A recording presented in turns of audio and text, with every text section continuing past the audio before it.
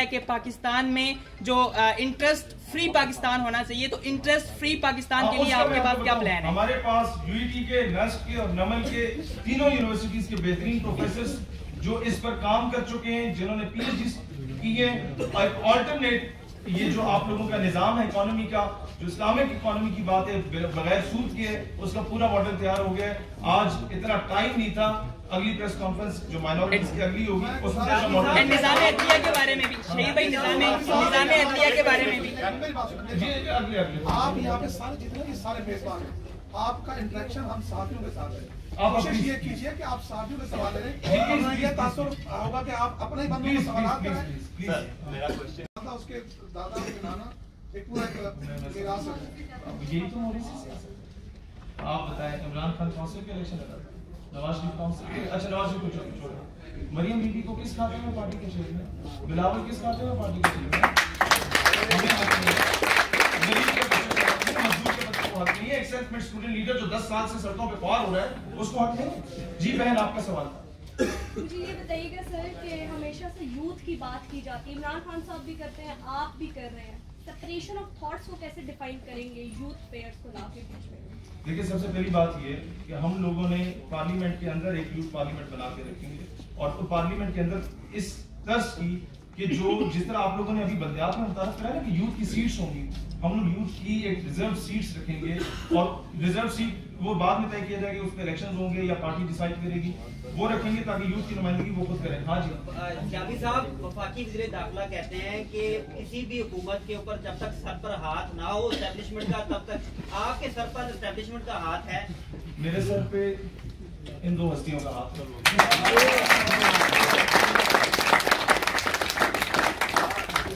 भाई, आप पर यह भी इल्जाम है कि आपको बाकायदा तौर पर लॉन्च किया गया है, आपके पीछे कुछ अनासिर हैं, आप किसी के एजेंट के तौर पर आपको पेश किया जा रहा है, उनको क्या जवाब देना चाहेंगे? मेरे पीछे दो अनासिर हैं, यही है लेकिन आप ये बताएं कि जो इमरान खान थे वो भी यही एम लेकर आए थे, लेकिन जैसे ही वो पावर आए वो youth according to me youth ज्यादा डैमेज हुई उनकी वजह से। तो आप इस हवाले से अपने आप को कैसे डिफाइन करेंगे? पॉलिसी नहीं है। हम तो अभी आपको हमारे मंशूर की बुक में लिखी हर चीज को बड़े डिटेल से डिस्क्राइब किया गया कि किस किस इशू का क्या सोल्यूशन क्या है। तहरीक पाकिस्तान के साथ आने वाले इलेक्शन में किसी भी किस्म का इत्तेहाद कर सकते हैं आपकी जमात? हमारी जमात के दरवाजे सबके लिए खुले हैं। इस केस में कि अगर बंदा नजरियाती हो और विनिंग कंडीशन में हो और कोई डिफरेंस ऑफ इंटरेस्ट ना आ रहा हो for the sake of ideology, चाहे वो नून लीग हो, चाहे जो भी, चाहे वो किसी के होल में रहे, जब तक उस होल से बाहर निकल के आप नहीं देखते ना, you won't be able to become a successful politician. हम लोगों ने जेलें देखी हैं, हम लोगों ने दहशतगर्दी के पर्चे देखे, हमने इस्लामगर्दी के पर्चे देखे, हम लोगों ने कार्य सरकार में मुदाखलत के पर्चे देखे, हमारे आईडी कार्ड ब्लॉक हुए, मेरे मुल्क का परचम जो मैं घर पे लगा के फिरता हूं दोस्ताने से बता, ये परचम मुझसे छीन लिया गया, मेरे आईडी कार्ड, मेरे कौम की शनाख्त मुझसे छीन ली गई थी, मेरे बैंक अकाउंट सीज किए गए, ईसीएल में नाम डाला गया, 7 महीने 8 महीने तक मफलूज रखा। आप पर ये इल्जाम लगाया जाता है कि आप मजहब के नाम पर सियासत करते हैं। अभी जितनी भी आपने गुफ्तगू की, इसमें आपने तहफ़्फ़ुज़ नामूस रिसालत के हवाले से जो बात नहीं की। हम लोगों ने, यही तो बात है, जब मामला होता है तो किसी भी मजहबी जमात से पहले हम मैदान में उतरते हैं, फिर सारी दुनिया को हम उतारते हैं। और दूसरी बात मजहब के नाम पे सियासत करनी होती तो आज उसका मैं जिक्र करता हूँ। हम लोग प्रैक्टिकली करके दिखाते हैं, नारे नहीं करते। सबसे एक मजबूत अदारा है, उसने लास्ट गवर्नमेंट को डायरेक्शन दी थी कि कौमी जुबान को आप सरकारी जुबान के तौर पर उसको फॉलो करें। दोनों जमातें, ना मुस्लिम लीग ना पीटीआई इस बात को इम्प्लीमेंट करेंगे, टेक्निकल पॉसिबल नहीं है। तो आप सर, जब तक सीएसएस के एग्जाम्स आप नहीं लाएंगे ना, जब तक मिनट्स ऑफ द मीटिंग्स आपके सरकारी ऑफिस की उर्दू में नहीं बनेंगे ना, तब तक ये राज नहीं होगा। सवाल करूंगा कि आपकी जमात कौमी जमात ने इसमें हर मजहब है। आपने माजी में का मामला हो या का मामला हो, कहीं के लब्बाइक को जाके ज्वाइन किया, फिर ऐसा लगा कि जैसे आपकी हमारी जो, और आज मैं आपको आज बता तो फिर आपने एक अलग मैं वही बता, जब भी बिलावल ने थे फजल रहमान साहब निकले, नवाज शरीफ निकले, कोई भी निकले फॉर द गुड कॉज, जो मेरे अकायद की तर्जुमानी करती है, मैं आज भी उनके जूते सीधे करने के लिए कराऊंगा। अगला सवाल जी प्लीज। आपके लिए बहुत इजी था, आप एक टिकट लेते और एमएलए की सीट पे बैठे, फिर आपको इतनी एफर्ट्स करने की क्या? टिकट ले तो रहने की सीट पे बैठ जाता। बहन मुझे ये बताएं, ये जो मेरे दाएं बाएं 5-7 साल से जदोजहद करने वाले दोस्त हैं, ये कहाँ जाते हैं? मैं इनके जमीन पे सोता राइट लेफ्ट पे आपके जो लोग बैठे हैं, ऐसे ही अकबर एस बाबर की मिसाल है। आजकल अहमद जवाद साहब हमारे सामने 20-20, 25-25 साल उन्होंने जदोजहद की इमरान खान साहब के साथ वो जाते थे। क्या आप तो नहीं करेंगे यही काम? ये कल को अकबर एस बाबर या अहमद जवाद तो नहीं बनेंगे? आप 2 महीने बाद देख लें, ज्यादा की बात नहीं कर रहा। सर, ये जो काम आप बोल रहे हैं, ये बड़ी हस्तियां नहीं कर पाई, तो आप कैसे करेंगे? मैं 2 महीने का कह रहा हूँ, बंदियात आने दो देना। ये जागीरदारों को हराएंगे, ये नवाबों को हराएंगे। हुकूमत में आएंगी जब आपकी हुकूमत, तब आपको पता चलेगा। वही बंदियात से ही आएगी। ये 2023 में आप देखते हैं, ये ज्यादा एस्टैब्लिशमेंट का किरदार जो है वो भी चाहिए होता है, ये बताइए। देखिए बात बहुत सिंपल सी है, जब आप नजरिए की जदोजहद करते हैं ना, तो आवाम आपको वोट भी देती है और नोट भी देती है। हमारे आज तक 10 साल की जदोजहद में कभी भी हमें पैसे की जरूरत नहीं पड़ी। मैदान सजा भाई मिला हमें हमेशा। सबको मौका मिलेगा। मैं मौका आपने 1 मिनट, हाँ 1 सेकेंड, 1 मिनट। और चम सबसे इम्पोर्टेंट, मैं आपको एक चीज बताऊं, मैं आपको सारा बताने लगा। मैं सबसे पहले मैं खड़ा हो सकता हूँ? जो ग्रीन कलर है ये पाकिस्तान का रंग है और गुंबद खजरा की नुमाइंदगी करता है। जो रेड कलर है ये 1857 की जंग आजादी से लेके 1947 तक और फिर तब से लेके आज तक पाकिस्तान की जोग्राफियाई सरहदों और नजरियाती सरहदों की लिए हिफाजत करने वाले और शहदा की नुमाइंदगी करता है। और फिर जो गोल्डन कलर है ये एक तरफ मेरे बैतुल मक़दस फ़लस्तीन की और दूसरी तरफ रोज़ा इमाम हुसैन की नुमाइंदगी करता है। हम कभी बिकेंगे नहीं, कभी झुकेंगे नहीं, साम्राज्य कुव्वतों के खिलाफ हमेशा डटेंगे। इन लोगों को, जिन लोगों ने पाकिस्तान के गद्दारी के एवज, जिन लोगों को 1857 की जंग आजादी में अंग्रेजों की वफादारी के एवज जिन लोगों को जागीरों से नवाजा गया था, हम लोग उनकी जागीरें बेच के पाकिस्तान के कर्जे उठानेंगे इंशाअल्लाह। डिपार्टमेंट पे पूरी एक पॉलिसी बनाई है, अब टाइम कम है, उस पर हम आएंगे। मीडिया एंड एंटरटेनमेंट पर 1990s में आपको याद होगा कितने जबरदस्त ड्रामास आया करते थे, पूरा फैमिली आके उसे देखा करती थी। आज वालिद अपनी जवान बेटी के साथ आके देख सकता है एक ड्रामा सीरियल।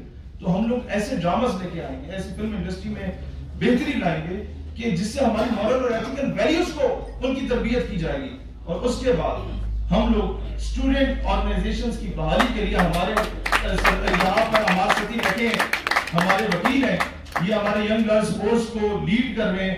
ये विद इन अ वीक और 2 हम लोग तलबा तंजीमों की बहाली के लिए इंशाल्लाह सुप्रीम कोर्ट जाने वाले हैं। और मैं ये बात भी बताऊं, एक मिनट रुकिएगा, क्योंकि हम लोग वहां पर जाएंगे। उसकी वजह ये है कि हर कॉलेज से 5-7 स्टूडेंट लीडर्स इंट्रोड्यूस होंगे इंशाल्लाह ताला।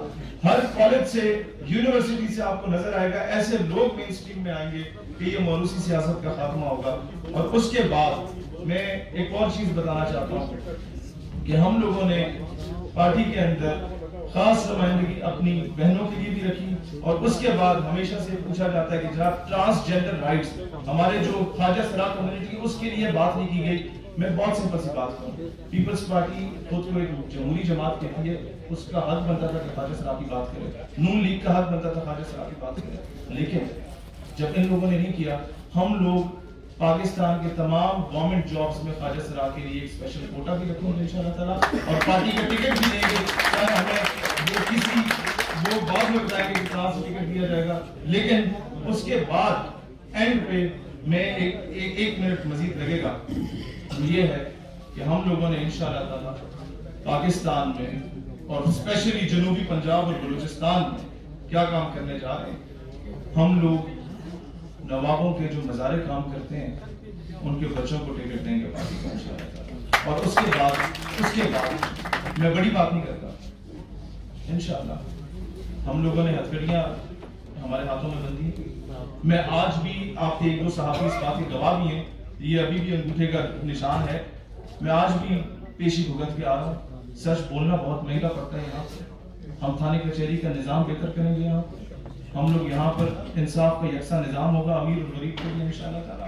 यहाँ पर फौरी इंसाफ आपकी दहलीज पे होगा इंशाअल्लाह ताला। और उस पे क्योंकि हमने ये चीजें झेली हैं, हम लोगों ने हर किस्म के सियासी पर्चे झेले, हम लोग इस चीज को बेहतर करेंगे। जितने दिन मैं जेल में रहा मैंने सीखा वहां, और शुक्र अल्हम्दुलिल्लाह मैं जेल में रहा। अगर मैं ना रहता तो शायद मुझे अंदाजा ना होता कि कितना घटिया निजाम है, इसको बदलना इंतहाई जरूरी हो चुका है।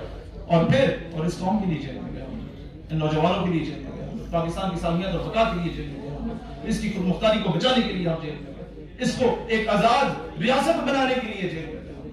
अब बड़ी बात नहीं कहता, लेकिन 2 महीने बाद बलदियाती इंतखाबात में इंशाअल्लाह ताला ये ग्राउंड रियलिटी पे बात कर रहा हूँ। हमारा स्ट्रक्चर आप बेहतर जानते हैं, पूरे पाकिस्तान में हिराकी बहुत अच्छी फैली हुई है। और 7 महीने जो हम खामोश रहे थे वो किस वजह से खामोश रहे थे?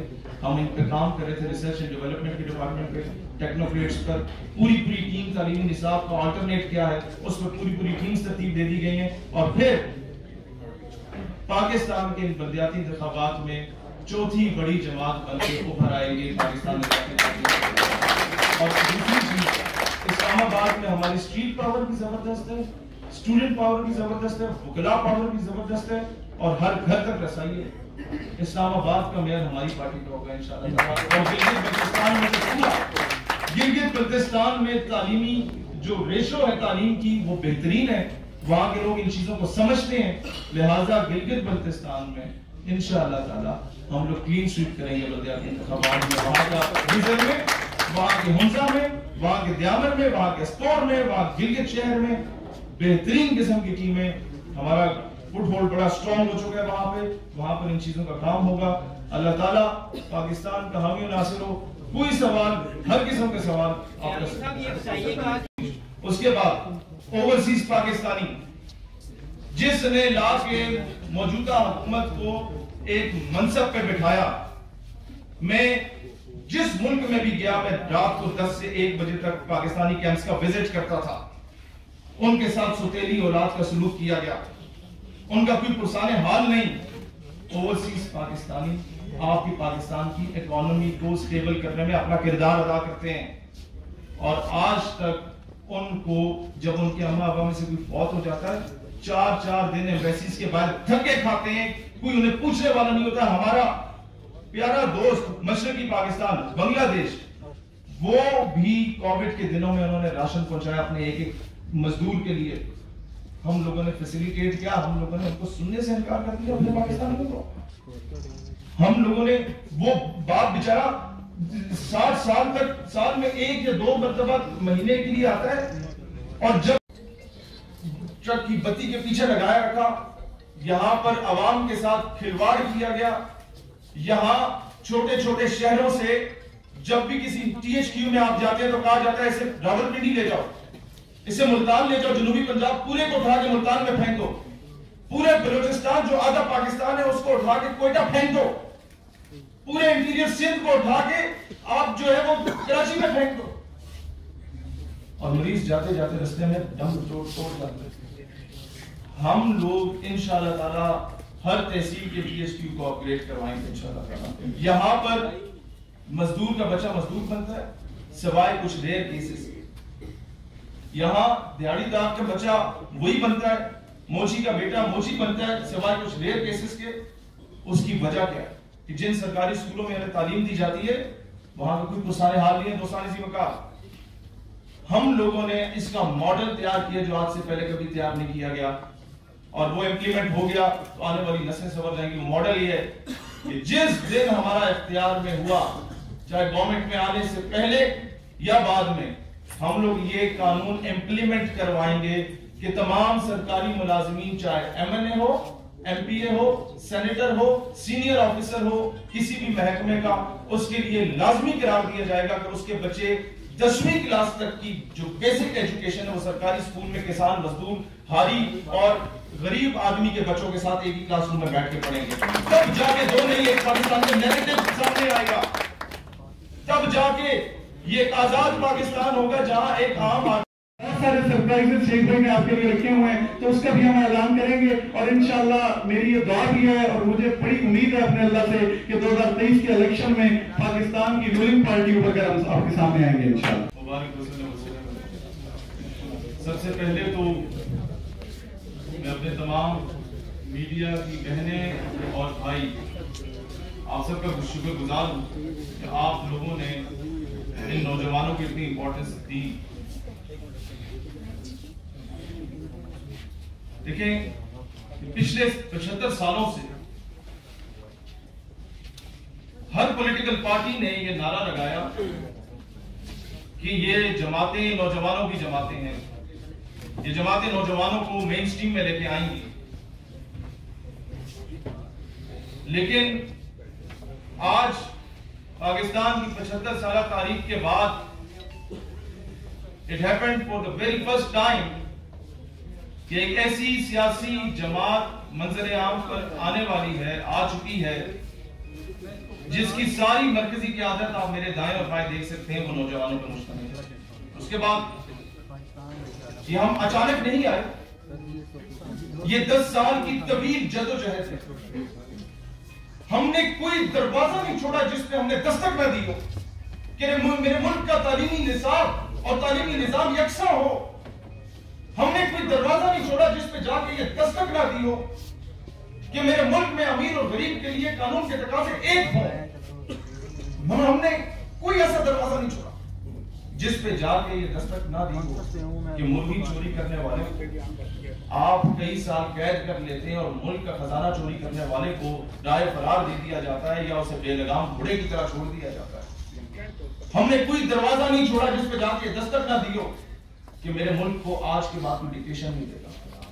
हमने कोई दरवाजा नहीं छोड़ा जिसपे जाके दस्तक ना दी हो कि मेरे मुल्क की खारजा पॉलिसी आजाद होगी। हमने कोई दरवाजा नहीं छोड़ा जिसपे जाके ये दस्तक ना दी हो कि जनाब मेरा मुल्क खुद मुख्तार से पाक होगा। यहाँ सिंधी बलोची के नाम पे, यहाँ पंजाबी पठान के नाम पे एक दूसरे के गले नहीं काटे जाएंगे। मेरा मुल्क फिरका वारियत से पाक होगा। कोई दरवाजा नहीं छोड़ा जहां पे जाके दस्तक न दी हो कि यहाँ फिरका वारियत का खात्मा हो और वहां पर डिवाइड एंड रूल की पॉलिसी पे मेरी कौम को तकसीम ना किया जाए। लेकिन ऐसा नहीं हुआ। फिर दोस्तान ज़िम्मेदार हमने मैदान पर रुख किया। हम लोगों ने कोई जलसागाह नहीं छोड़ी, हम लोगों ने कोई धरना नहीं छोड़ा, हम लोगों ने कोई एहतजाज नहीं छोड़ा। हमारी दाढ़ी मूंछ नहीं आई थी उस वक्त से हम लोग सड़क पे थे। हमने फिर तालीमी इदारों का रुख किया। हमने कोई स्कूल, कोई कॉलेज, कोई यूनिवर्सिटी नहीं छोड़ा। हमने कोई मस्जिद, कोई मदरसा नहीं छोड़ा, कोई खानकाह नहीं छोड़ी जहां पर जाके इस कौम को यूनाइट करने का पैगाम ना दिया जाए। लेकिन हुकाम बारह में कुछ नहीं देंगे। तो फिर आज बिलाखिर हम तमाम नौजवानों ने यह फैसला किया है कि हम एक नौजवानों की नुमाइंदा पॉलिटिकल पार्टी जो इस मौरूसी सियासत को, ये जदी कुश्ती, नवाबों, वडीरों, जागीरदारों की सियासत को खैराबाद करने के लिए हम लोग अब इन्हें जड़ से उखेड़ने के लिए मैदान अमल में कदम रखने पाकिस्तान नजरियाती पार्टी के नाम से इंशाअल्लाह लॉन्ग टर्म मेजर्स के लिए अब हम लोगों ने ये कानून लाना ही लाना है, चाहे हमें इसके लिए सड़कों पे आना पड़े, चाहे इसके लिए ऐवानों में पहुंचने से पहले हमें मुल्क की जो है वो एहतजाज की कॉल देनी पड़े। वो ये है कि जिन लोगों के एहसासे पता है क्या, कर्ज मुकाने के लिए गरीब पे टैक्स का बोझ डालना चाहता है और गरीब पे टैक्स का बोझ डाले बगैर हम ये कि जिनके एहसास 10 करोड़ से जायद हैं या उससे ज्यादा हैं, ये लाखों लोग हैं पाकिस्तान में, उनका 10% रियासत की प्रॉपर्टी होगी और उस प्रॉपर्टी से हम कर्ज उठाएंगे। और उसके बाद हमने ये मैं आपको मॉडल बताता हूं, जर्मनी में वर्ल्ड वॉर के बाद यही कुछ हुआ। लोगों ने कई सालों तक सोना नहीं पहना, लोगों ने 1/4 of the entire property belongs to the state. घर में 4 कमरे, 1 कमरा स्टेट का है, तुम्हारे पास 4 जोड़े, 1 जोड़ा रियासत का है। तब जाके देखो जर्मनी कहते हैं जहां 8 घंटे काम करते हो 12 घंटे काम करोगे, लेकिन तनख्वाह तुम्हें 8 घंटे की मिलेगी। कौम ने कहा हम करेंगे for the sake of our country. तो आज हम लोगों ने ये मॉडल पाकिस्तान में मुतारिफ कराना है। दोस्तान ज़िम्मेदार, अगर ये नहीं होगा हमारे पाकिस्तानी अवाम क्या, हमारे वज़रा का भी जिस तरीके से चेकअप होता है ना, गुज़िश्ता रोज भी जिस तरीके से हुआ इंटरनेशनल एयरपोर्ट्स पे, मुझे अफसोस होता है वो पाकिस्तान की नुमाइंदगी कर रहा होता है और वो उसका चेकअप नहीं हो रहा था, मेरा चेकअप हो रहा होता है। मैं नहीं देख सकता कि मेरा मुल्क जो है वो अभी दोबारा किसी के आगे हाथ फैलाए। मैं नहीं देख सकता कि मेरे मुल्क के लोग जब मुल्क से बाहर जाए तो उनको भिखारी समझा जाए। और फिर सबसे इंपॉर्टेंट अनाउंसमेंट इसके बाद वो ये है कि नाम का नारा नहीं है नौजवानों का, और दो महीने की बात है, बल्दियात आने वाले हैं। आप देखेंगे कि 70% मिनिमम, वैसे तो 90% हम लोगों ने सबने तय किया, लेकिन मिनिमम 70% टिकट्स जो बल्दियाती इंतखाबात में नौजवानों को मिलेंगे। और ये मॉडर्न सियासत, नवाबों वडेरों जागीरदारों की सियासत, उनके ताबूत में मैं समझता हूं यह आखिरी कील होगा और पहला इनकलाबी कदम होगा इन नौजवानों का। इसके बाद हम लोग पाकिस्तान में एडमिनिस्ट्रेटिव डिवीजन्स बनाएंगे।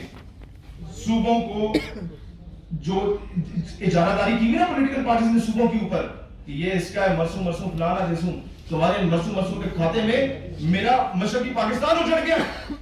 वो पाकिस्तान के हकीकी वारिस थे, उन्होंने कायदे आज़म का फतवा चलाकर साथ दिया था, उन लोगों ने मुस्लिम लीग बनाई थी, उन पर गद्दार के लोग नहीं। अब ये नहीं चले, अब एडमिनिस्ट्रेटिव डिवीजन्स होंगी और सूबाइयत का, लसानियत का, फिरकावारियत का खात्मा हम करके रहेंगे, सिर्फ पाकिस्तानी रहेगा। और उसके बाद दोस्ताना भी होता है, मेरे मुल्क का सबसे बड़ा मसला, यहाँ 1 करोड़ नौकरियों के नारे लगाए गए, लेकिन दूसरी तरफ देखें लाखों लोगों को तजावुज़ात के नाम पे कोई और पॉलिसी देने की बजाय बेघर कर दिया गया, नौकरियों से निकाल दिया गया। और जब आप सड़क पे जाएं आज से 5 साल पहले और आज जहां 2 बंदे मांगते थे, आप 10 बंदे जो है वहां पर ठीक मांग रहे हैं। तो सानिज़ी वक़ात जब वजह पूछी जाती है तो काम में कहते हैं ओवर पॉपुलेशन है, ये कंट्रोल नहीं हो रही तो बेरोजगारी फैल रही है। भाईजान, मामला ओवर पॉपुलेशन नहीं है जनाब, मामला आपकी नाअहली है। आपके पड़ोसी मुल्क में हमारे प्यारे दोस्त चीन के पास 125 करोड़ 1.25 अरब आबादी का मुल्क है और उसने उसमें इंटरनेशनल मार्केट बनाया, उसने अपनी अफरादी कुव्वत को यूटिलाइज किया for the wellbeing of the state. हम लोग उन कॉटेज इंडस्ट्रीज का, छोटी सन्नतों का निजाम पाकिस्तान में इंशाल्लाह मुतारिफ कराएंगे। जितना टैलेंट आपके यहाँ के गिलगित बल्तिस्तान में है, हमेशा से माइनॉरिटी के नाम का नारा लगाया गया। आपको अगली प्रेस कॉन्फ्रेंस में जो लोग कहते हैं ना माइनॉरिटीज पे आप काम करें नहीं करें, अगली प्रेस कॉन्फ्रेंस में सारे माइनॉरिटीज के लोग हमारे साथ नजर आएंगे और उनमें से जो क़यादत करेगा मरकजी काबीना में एक रुकन होगा। हम चाहते हैं आज की प्रेस कॉन्फ्रेंस में बिठाते, लेकिन हमने एक स्पेशल प्रेस कॉन्फ्रेंस उनके लिए रखी, अक़लियतों के लिए। वो सिख कम्युनिटी का बंदा करेगा नुमाइंदगी। उनकी 2 शराइत थी। पहली शर्त ये थी कि हमारे किसान भाइयों के साथ मोदी सरकार जुल्म कर रही है भारत में, क्या आप उनकी मॉरल सपोर्ट करेंगे? दूसरी उनकी शर्त ये थी कि हम लोगों के साथ, अब हम भारत के साथ नहीं रह सकते, हम एक अलग रियासत खालिस्तान चाहते हैं, क्या आप हमारी हिमायत करेंगे? जब ये जिरगा बैठा तो मैंने कहा मेरी जान भी हाजिर है, चाहे वो दलित हो, शूदर हो, चाहे वो सिख हो, खालिस्तान की बात करें, हैदराबाद दक्कन की बात हो, जूनागढ़ की बात हो, रियासत आसाम की बात हो या मकबूजा कश्मीर की बात हो, पाकिस्तान का बच्चा उनके साथ खड़ा है। 70% पाकिस्तान को मेन स्ट्रीम से दूर रखा गया, जिसमें बलूचिस्तान आता है, जिसमें एक्स फाटा आता है, जिसमें जनूबी पंजाब आता है, जिसमें इंटीरियर सिंध आता है। हम पाकिस्तान के तमाम मेडिकल कॉलेजेस और तमाम बड़ी यूनिवर्सिटीज, स्पेशली सरकारी यूनिवर्सिटीज में इन तमाम इलाकों के स्टूडेंट्स का कोटा मुख्तस करेंगे। जिस दिन सिंध का बच्चा पढ़ लिख गया, शायद वो जो इतने दिनों से फौत नहीं हुए वो फौत हो जाएंगे। हमें ब्लैकमेल करने की कोशिश की जाए हमेशा से। और अब सबसे बड़ा मसला कर्ज का मसला है। हम तब तक अपनी बेटियों की बात नहीं बुलंद कर सकते जब तक हम मकरूज हैं। हम तब तक अपने मजलूम भाइयों की आवाज बुलंद नहीं कर सकते जब तक हम लोग मकरूज हैं। हम पे कभी एक की तलवार लटक रही है, कभी दूसरे की। एक का कर्जा खत्म करवाने के लिए हम दूसरे से भीख मांगते हैं, फिर उसकी गुलामी करते हैं, फिर उसका कर्जा खत्म करवाने के लिए तीसरे की गुलामी करते हैं और उससे